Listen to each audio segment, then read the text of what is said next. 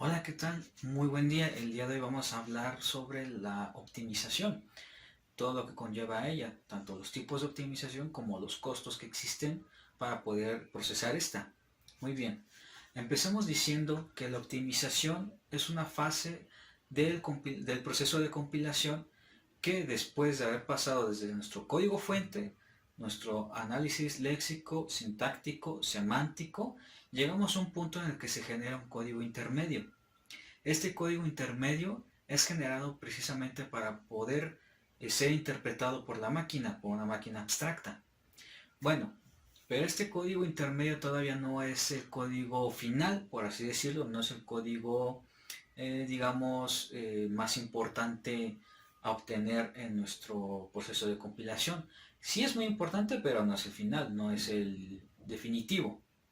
¿Por qué? Porque justamente después de generar nuestro código intermedio, se genera ahora el siguiente paso, o más bien se ingresa el siguiente paso, que es el proceso de optimización. Muy bien, ahora la optimización quiere decir que nuestro código intermedio generado lo vamos a mejorar. Pero ¿mejorar cómo? Bueno, dependiendo de la estructura que hayamos tenido en nuestro código fuente y dependiendo de las instrucciones que en este código fuente vengan, va a procederse a hacer una optimización. Por ejemplo, si tenemos operaciones aritméticas, lógicas o cualquier otro tipo de operación de bifurcación, o si tenemos algún, no sé, algún ciclo o algo, el proceso de optimización va a ser muy diferente. Bueno, para comenzar hay que decir que muchas veces se puede llegar a confundir el significado de optimización con el significado de depuración. El proceso de optimización quiere decir que se va a mejorar el código, pero llegando a esta parte, el código fuente puede llegar a sufrir una, no, a lo mejor no muy notable, pero sí un cambio muy importante para que sea de mayor eficiencia. En códigos muy largos, muy complejos, este tipo de optimización sí se ve muy reflejada porque puede llegar a cambiar completamente la estructura del programa o del código fuente, pero hay que tener en cuenta que una norma a seguir en el proceso de optimización es que no debe de cambiar para nada el sentido del programa. Se puede optimizar, se puede modificar, se pueden cambiar algunas cosas o incluso eliminar algunas cosas, pero no debe de cambiar el sentido del programa. ¿Qué quiero decir con esto? Por ejemplo, tenemos un programa que consta, no sé, de 50 líneas de código, pero de estas 50 líneas de código se pueden optimizar incluso unas 30, unas 35 y llegamos a tener un código mucho más compacto. Entonces, eh, pese a que sufrió un cambio muy significativo este código, sigue manteniendo el mismo sentido. Entonces, esa es una norma que se debe de cumplir al momento de optimizar, sea por el método que sea por el tipo que sea. Ahora también otra norma que debe seguir es que la optimización debe llevar a que se consuman menos recursos de la computadora. O bueno, no nada más de la computadora, sino en general. ¿Qué quiero decir con en general? Pues puede ser el tiempo, pero si hablamos de la computadora puede ser el microprocesador, el procesador, la memoria, ese tipo de características que hay que tener en cuenta de una computadora al momento de optimizar. ¿Por qué? Porque de nada me serviría a mí como programador optimizar un código que me vaya a ocupar mucho más memoria, mucho más espacio y que le exija mucho más al microprocesador o al procesador. Pese a que vaya a sufrir una mejora muy significativa este código fuente al momento de optimizarlo de esta manera, hay que pensarlo muy bien si es que vale la pena. Por lo general, esto no se recomienda. Se recomienda que si el código actual funciona y es estable, y si lo quiero optimizar y en lugar de reducirme el tiempo y los recursos me los va a aumentar, lo más preferible es dejarlo así. Quizás con algún algoritmo o quizás con alguna idea más a futuro o más adelante se le pueda dar una optimización más estable o alguna pequeña mejora que sea significativa de verdad, sin tener que recurrir a utilizar más recursos. Pero en todo caso, de no ser esto posible, es mejor dejarlo así. También lo que se busca en la optimización es reducir los recursos de la computadora y a la vez el código fuente a optimizar hay que hacerlo más rápido y más eficiente. Estas son algunas normas que se deben considerar para la optimización. Lo repito de una manera más clara. En pocas palabras, que me genere muchos menos recursos y que el sentido del programa sea el mismo, que no sea modificado. Por lo menos estas dos normas o estos dos principios son los más fundamentales a tener en cuenta al momento de hacer una optimización. Pero bueno, me desvié un poco. Estábamos hablando de la optimización. Bueno, ahora hablemos de la depuración. Como se le conoce normalmente o comúnmente, es el debugger. Incluso entre programadores o entre colegas no lo llaman depuración. Por ejemplo, tienen un código fuente, a este le llaman, oye, hay que buscar errores o hay que depurarlo. No se le dice como tal depurar, más bien le dicen hay que debuguearlo o hay que meterlo al debugger. ¿Por qué? Porque en inglés, cuando un programa falla, se le conoce como que tiene un bug, un bicho. Esto fue porque alguna vez en una computadora, hace muchísimos años, empezó a fallar y al momento de verificarla, de ver qué estaba pasando, se dieron cuenta que tenía un insecto metido en el hardware. Y desde entonces se adoptó que cuando una computadora, un programa falla, más bien, perdón, un programa falla, es porque tiene un bicho. Y hay que debuguearla, hay que eliminar ese bicho. Pero bueno, aquí lo que se busca, como ya lo dije con esta pequeña historia, es procesar el código fuente, verlo a nivel de depuración y aquí mismo verificar los errores o las incongruencias que se detecten. Por ejemplo, lo que tiene muy útil este tipo de programas que se encuentran ya incluso en algunos entornos de desarrollo, por ejemplo, tenemos a NetBeans, que aquí podemos procesar nuestro código fuente, lo tenemos, lo corremos y vemos que tenemos un error que no nos está devolviendo algún resultado esperado.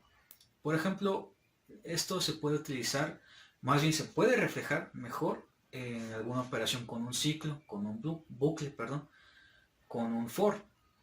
Por ejemplo, obtenemos nuestro for aquí, nuestra condición, y tenemos que ingresar una variable que compare a otra, por ejemplo, ¿no? Supongamos cantidad, demanda. Pero ¿qué pasa si no ponemos correctamente la condición en el for? O si nuestras variables inicializadas no estaban con los valores que nosotros esperábamos que estuvieran. En lugar de tener un 100, era un 1000, por ejemplo. Entonces, ese tipo de pequeños detalles, errores, van a hacer que el ciclo no funcione y nos arroje errores. Entonces, para ver qué es lo que está fallando, en lugar de estar sufriendo, viendo, ay, en qué parte me equivoqué o en qué parte no puse algo o en qué parte no iba algo, lo que se recomienda utilizar es el debugger. Aquí la ventaja que tiene el debugger es que se puede procesar el código paso a paso. Por ejemplo, desde el inicio que, por ejemplo, tenemos una suma que diga A más B y ya tenemos declarada A igual a 1 y B igual a 1, por ejemplo, ¿no? Y desde aquí este proceso que nos arroje el debugger el resultado de esta operación. Entonces vemos que ahí está bien y nos arroja un 2. Entonces continuamos y vemos que en el siguiente paso ya era entrar al ciclo y vemos que la comparación estaba mal, que nos estaba diciendo que mientras A valga menos 1, por ejemplo, haga esta operación. Entonces desde ahí se puede ver que estaba mal nuestra condición de nuestro for. Entonces, la ventaja que tiene el debugger, por lo menos en NetBeans, que es el que yo personalmente he probado, es que nos indica los objetos que se están utilizando para la operación y nos indica o nos arroja el resultado que está obteniendo en ese momento, ya sea ¿cómo decirlo? Un resultado negativo o erróneo, de todos modos lo va a arrojar. Entonces ahí es donde nos damos cuenta que hemos cometido algún error. Incluso puede ser que podamos hacerle que nos diga, oye, en esta parte imprímeme en qué valor tiene el contador. Y nosotros creyendo que ya va en 1, 2, 3, resulta que estaba en 0. Entonces algo se hizo, por ahí algo se hizo mal. Pero bueno, estas son las diferencias que hay entre la optimización y la depuración. Son conceptos totalmente diferentes. Y sí, ambos aplican muy bien para la fase de la optimización, pero son conceptos muy diferentes, no hay que olvidarlo. Una cosa es optimizar y otra cosa es depurar. Bueno, ahora vamos a hablar sobre los tipos de optimización. Me ahorré el tiempo de escribirlos para no gastar tanto tiempo. Muy bien, empecemos entonces con la optimización tipo local. ¿De qué trata, qué consiste este tipo de optimización? Bueno, como lo indica su nombre, se trata de una optimización local en el código. ¿Pero qué quiere decir esto? Bueno, realmente nuestro código fuente se puede dividir en ciertos bloques. Estos bloques se les conoce como bloques básicos. Entonces, por dar un ejemplo, tenemos un código que empieza con esta instrucción. Int a igual a 1, int b igual a 2, por ejemplo, ¿no? Como es el inicio de nuestro código, podría decirse que es nuestro primer bloque básico. Pero ¿hasta qué momento va a terminar o hasta qué punto va a dejar de ser el bloque básico número 1? Bueno, hasta que encuentra algún tipo de instrucción que no termina de esta manera, sino que tiene que seguir con otro tipo de instrucciones. Por ejemplo, una operación de bifurcación, una instrucción de bifurcación, mejor dicho. Puede hacer algo como un if que b, mientras que b sea igual a 2, haga algo, ¿no? Por ejemplo, vamos a definirlo así primero. Este va a ser nuestro bloque. Va a ser nuestro bloque básico número 1. Hasta aquí, porque todavía esta instrucción no ha entrado a ninguna otra instrucción, por así decirlo. ¿A qué me refiero? Bueno, suponiendo que aquí, no como tal, para no hacernos, no confundirnos, aquí empieza nuestra llave y justo aquí abajo empieza nuestro cuerpo de la decisión, lo que va dentro de la llave que abre y que cierra acá abajo de la decisión. Entonces podemos tener cualquier instrucción aquí que nos diga todo esto y no sé, al final podemos tener algo como más b, punto y coma. Entonces todo esto generado aquí que cierra hasta acá.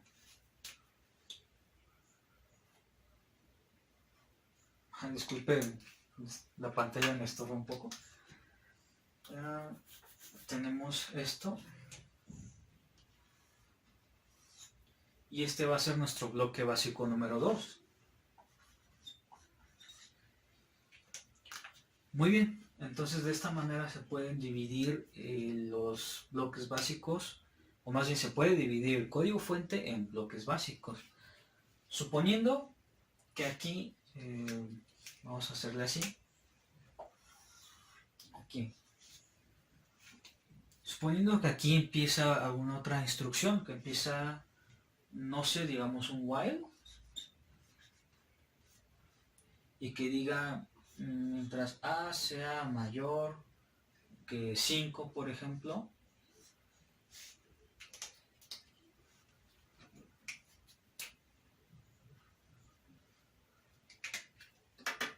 y que dentro de su cuerpo del while tenga alguna otra instrucción así, bueno, pues va a poderse dividir como estos bloques acá.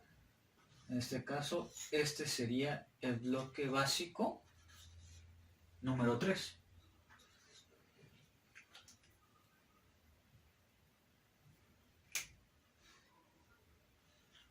Aquí. Bueno, de esta manera es como se logra dividir el código fuente mediante bloques básicos. Y hablando de este tipo de bloques básicos, lo que pasa es que la optimización local va a hacer la optimización precisamente en estos bloques. Por ejemplo, aquí, suponiendo que se pudiera optimizar de alguna manera este código, que no sé, se estuviera haciendo alguna operación dentro de este if, o no operación, perdón, alguna comparación no estable o no real, pues cambiarla. O dentro del cuerpo aquí del if, que se esté haciendo alguna operación incorrecta, pues corregirla. O suponiendo que dentro de nuestro cuerpo del if tengamos, no sé, declarada a es igual a 1, punto y coma. Esto estamos de acuerdo que es redundante. ¿Por qué? Porque acá ya lo tenemos declarado, a es igual a 1 y acá lo volvemos a tener. Entonces esto no tiene sentido. Suponiendo que, es más, suponiendo que lo tenemos acá como int a igual a 1, pero no lo tenemos acá, esta variable sería mejor cambiarla acá al inicio, afuera. Entonces, este tipo de optimización es realmente muy simple y muy rápida porque, como lo menciono nuevamente, la optimización se da solamente en los bloques del código que se generaron. Entonces, como no requiere realmente de un análisis muy profundo o en algunos casos ni siquiera requiere de análisis, esto llega a ser muy rápido. Entonces, la optimización local no es tan complicada, a menos de que se tenga algún código muy extenso, pero normalmente no lo es. Bueno, voy a borrar. Muy bien, ahora sigamos con el siguiente tipo de optimización. En este caso tenemos que es la optimización de ciclo. Como lo mencioné anteriormente en el otro ejemplo, en el ejemplo donde tenemos aquí el if, y tenemos la variable dentro del cuerpo de la decisión en lugar de tenerlo afuera. Bueno, la optimización de ciclos consta de 3 técnicas muy conocidas para poderla optimizar. Una de ellas sería, lo voy a poner con este color, sería la expansión de ciclos. O vamos a ponerle bucles para no repetir mucho la palabra. Tenemos esta. Bueno, vamos a hablar acerca de la expansión de bucles. Buclos, perdón. Bucles. Bueno, este tipo de técnica se utiliza para cuando se sabe cuántas iteraciones se va a llevar a cabo en un ciclo. Por ejemplo, algo muy simple sería que queremos obtener el resultado del contador, por ejemplo, de que nos cuente del 0 al 100 y que sepamos que se va a repetir 100 veces. Es un ejemplo muy simple, pero para este tipo de técnica es cuando se utiliza, para este tipo de ciclos, para cuando se utiliza este tipo de técnica. Entonces, realmente buscando algunos ejemplos, no es muy común, no es muy requerida como tal, pero sí funciona cuando se necesita en un programa muy iterativo, que sean de millones de veces, por ejemplo. Este tipo de técnicas nos puede servir mucho. Aunque personalmente nunca he utilizado un ciclo que requiera esta técnica, porque normalmente cuando se trata de este tipo de ciclos que se sabe el número de iteraciones que va a tener, pues son muy cortas, 5, 10, 100 veces, incluso 1000, pero nada que no se pueda llevar a cabo normalmente. Bueno, teniendo ya cubierta esta técnica de expansión de bucles, ahora vamos a hablar de la reducción de frecuencia. Aquí entra muy bien el ejemplo que tenía del if anteriormente. que, por ejemplo, las operaciones invariantes que se tienen dentro del ciclo hay que ponerlas afuera del ciclo. ¿Qué quiere decir esto? O más bien, ¿qué quiere decir una operación invariante? Bueno, una operación invariante, como su nombre lo indica, es que no varía, que no cambia, que se mantiene el mismo valor para todas las veces que se ha ejecutado el ciclo. Suponiendo que tenemos algo como esto. Tenemos que es as int as igual a 100. Hola, una disculpa, no sé por qué mi cámara decidió dejar de seguir grabando. Y si no es porque me doy una vuelta a ver cuánto llevaba grabando, no me doy cuenta que dejó de grabar. Y revisando el video donde se quedó, revisé que me estaba quedando, bueno, más bien estaba terminando de explicar la reducción de frecuencia. Había mencionado lo que era una operación invariante y estaba a punto de dar un ejemplo. Bueno, como estaba mencionando, una operación invariante es un valor que no cambia dentro de la operación del ciclo, o bueno, sí, del proceso del ciclo. Entonces podríamos tener algo como lo que teníamos en el ejemplo anterior de la estructura de decisión, que tenemos, por ejemplo, int a igual a 5, por ejemplo, pero dentro del mismo cuerpo del ciclo tenemos algo como int b es igual a no sé, 3, y algo como int c es igual a por b. Teniendo algo como esto dentro del ciclo, pues resulta no redundante, pero sí algo incongruente. ¿Por qué? Porque este tipo de variables que se les llama operaciones invariantes, no deberían ir dentro del ciclo. ¿Por qué? Porque lo que se busca que con la optimización de ciclos, con la optimización de ciclos, es que no hayan cosas sin sentido dentro de los mismos.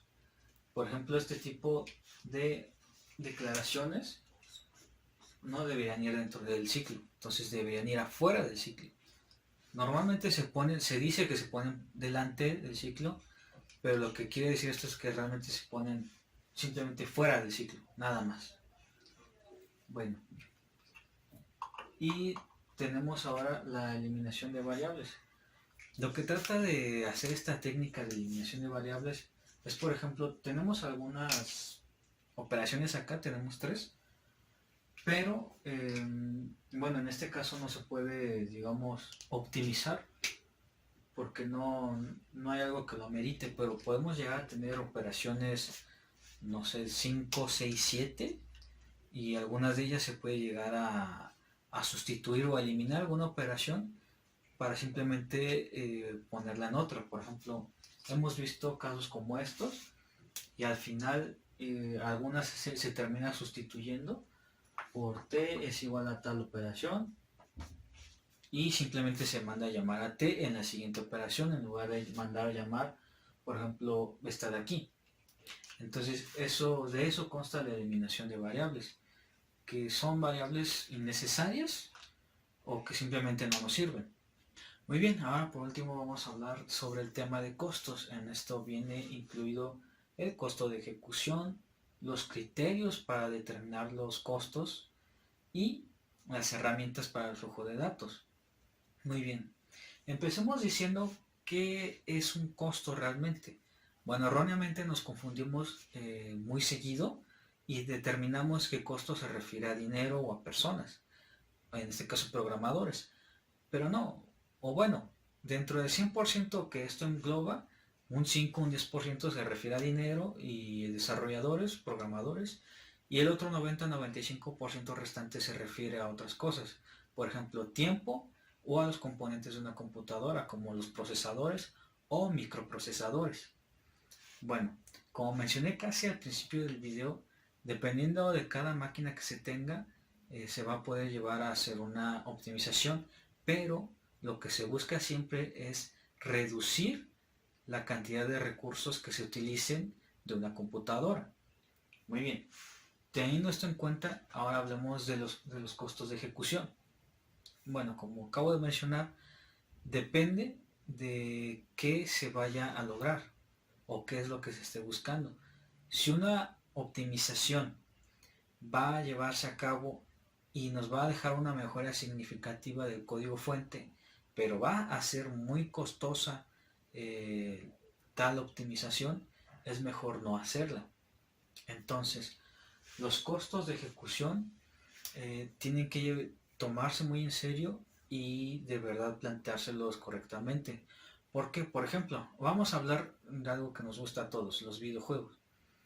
Por ejemplo, tenemos la Xbox y un videojuego que sea muy pesado, supongamos la franquicia que acaba de sacar su juego de estreno, está en 1300 pesos, pesa 190 gigas y requiere que el proceso de optimización de este juego sea muy alto. Bueno, aquí vamos a considerar un par de cosas. No voy a meterme en la estructura ni en la arquitectura de la Xbox, por ejemplo, pero sí voy a mencionar algunas cosas. La estructura de la Xbox no es la misma que la de mi computadora. ¿A qué me refiero a esto? Los recursos de mi computadora son muy limitados en comparación a la Xbox. Este juego que estoy mencionando seguramente no lo podría correr en mi computadora. No vendría optimizado para ser corrido con el microprocesador que contiene mi computadora. Y no solamente los procesadores, sino también la tarjeta gráfica, de video, varios aspectos a tener en cuenta, ¿no? Pero bueno, este juego fue optimizado, o se supone que fue optimizado, para poder ser, digamos, corrido o jugado sin ningún problema en la Xbox, sin problema de que se tenga lo que se conoce como lag o que los frames por second sean muy bajos o cualquier otro tipo de situación así, ¿no? Pero esto se refiere a los costos de ejecución, tener en cuenta todo lo que se va a llevar a cabo, todo lo que se necesita para que el programa pueda ser ejecutado de manera correcta. Ahora viendo el videojuego, es algo muy importante de optimizar, porque supongamos que lanzan un videojuego no optimizado al mercado, va a producir muchos disgustos y seguramente va a producir lo contrario a las ganancias, que se pierda dinero. Entonces, si utilizamos ese ejemplo con un programa acá en una computadora, es básicamente lo mismo. Una aplicación móvil también, una página web, todo se tiene que optimizar al momento de ser lanzado al mercado. Pero no solamente para ser lanzado al mercado, puede ser una aplicación personal, por ejemplo, que vaya a yo disfrutar únicamente. También hay que optimizarla. El punto de esto es para que se tenga una mejor eficiencia de esta aplicación, independientemente de qué plataforma haya sido desarrollada o para qué plataforma vaya a ser desarrollada. Bueno, habiendo dado ya estos ejemplos para los costos de ejecución, antes de cambiar de tema, estos costos están definidos por el sistema. Ajá. Esto quiere decir que, por ejemplo, en mi computadora, en mi computadora eh, están definidos estos costos por la velocidad del procesador o por la cantidad de memoria disponible que tiene. Lo mismo sería para una consola de videojuegos. Pero bueno, ahora sí cambiando ya el tema a los criterios de optimización. Bueno, estos criterios son establecidos por el mismo compilador y dentro de ellos unos criterios muy famosos sería la de implementación de el modelo vista controlador. Modelo vista controlador. Otro sería la implementación de comentarios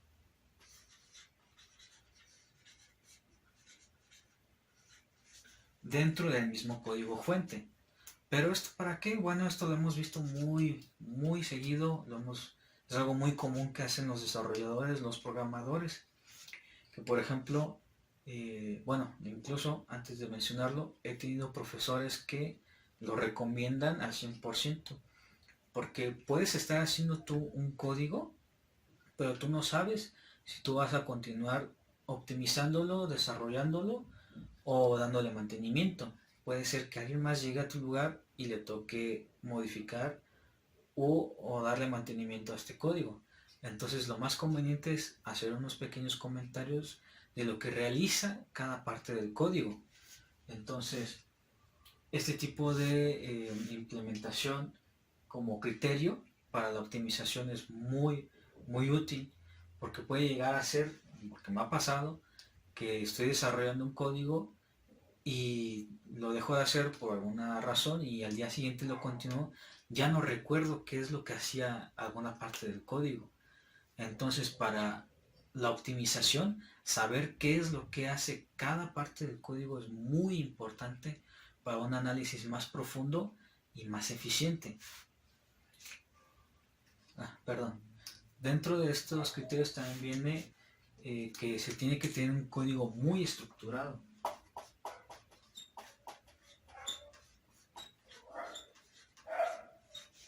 Esto quiere decir que si desde el inicio se tiene o se cuenta con un código bien estructurado, teniendo en cuenta los otros dos criterios, va a ser muy fácil realizar un análisis más completo para poder optimizar. Entonces, tomando en cuenta estos tres criterios, es muy fácil llegar a un proceso de optimización más estable y más eficiente. Bueno, ahora por último hablaremos de las herramientas que tenemos para el flujo de datos. Uno que ya mencioné anteriormente, vamos a ponerlo aquí, son los depuradores. Que, bueno, en resumidas cuentas se trata de procesar el código y eliminar errores o incongruencias dentro de nuestro código fuente. También tenemos tenemos los desensambladores. Es lo contrario a los ensambladores. Este traduce el lenguaje máquina al lenguaje ensamblador. Y esto nos ayuda o nos permite que en el código obtenido sea más legible por un humano. También también se tiene el diccionario de datos, que se trata de un conjunto o un repositorio de metadatos. Este tipo de diccionario consta de la información lógica de los datos, por ejemplo, su nombre, descripción, etc. Y este tipo de herramienta es utilizado por el sistema para poder procesar los datos. Y por último, tenemos el diagrama de flujo de datos, que como su nombre lo indica, es el diagrama que se encarga de llevar un orden en el proceso de ejecución de los datos, con símbolos ya previamente establecidos. Y este diagrama, para entenderlo un poquito mejor, voy a dar un ejemplo. Voy a borrar todo esto y voy a dibujar el diagrama. Bueno, como mencioné, aquí tenemos nuestro diagrama de flujo de datos. Para explicarlo de manera muy simple, vamos a utilizar este código de acá. Bueno, tenemos que es x igual a 5, y igual a 1 y nuestro ciclo de tipo while con nuestra condición y un par de operaciones en el cuerpo de while. Bueno, entonces tenemos o iniciamos nuestro diagrama con una entrada y algo muy en cuenta que hay que tener es que si allá en el código iniciamos una declaración con X y después con Y, lo mismo hay que hacer en el diagrama. Lo que se declara primero, se empieza acá primero. Bueno, como decía, declaramos primero nuestras variables acá y ahora sí, inmediatamente después, entramos a la condición de nuestro ciclo. Entonces, si nuestra condición es verdadera, ingresa al cuerpo de while y ejecuta las operaciones correspondientes. En este caso sería la 4, la 5 y el paso 6. Cuando se repite la iteración, cuando esta condición se siga cumpliendo. En dado caso de que la condición sea falsa, se produce una salida. Pero ¿qué pasa? Entonces, no es que realmente exista un error como tal, o más bien no es que sea un error. Lo que pasa es que la condición deja de ser verdadera, por ende se ejecuta o se obtiene una salida. Bueno, continuando, la verdad no sé si vayan a dejar de hacer ruido, pero debo continuar, ¿no? Bueno, entonces mencionaba que no es que realmente exista un error, sino lo que pasa es que la conexión deja de ser verdadera. Entonces, en todo caso, se produce una salida. Pero lo que pasa también, o lo que se puede interpretar, es que conforme se vaya produciendo la iteración, la condición puede llegar a cambiar en un determinado punto. Entonces, a lo mejor el programa lo puede detectar como error, pero no es un error como tal, simplemente es una salida del programa. Pero en algunos diagramas, cuando esto es falso, lo pueden también, o más bien he visto que lo escriben también como así, que se obtiene una salida, ya sea por éxito del programa o una salida por error del programa. Normalmente este error no se pone, normalmente, pero sí es válido. Entonces lo justo es simplemente poner que es una salida del programa, sea exitosa o no sea exitosa. Bueno, sería pues todo de mi parte. Lamento que haya tenido que hacer muchos cortes en el video. La verdad, parece que se pusieron de acuerdo en hacer muchísimo ruido y que mi cámara no sé por qué dejó de grabar en 2 ocasiones, así que tuve que hacer algunas enmiendas ahí, pero bueno, espero que a pesar de ello me haya podido explicar lo mejor posible y que no se haya perdido el sentido de la explicación con tanto corte. Bueno, es todo de mi parte y pues muchas gracias por ver. Nos vemos.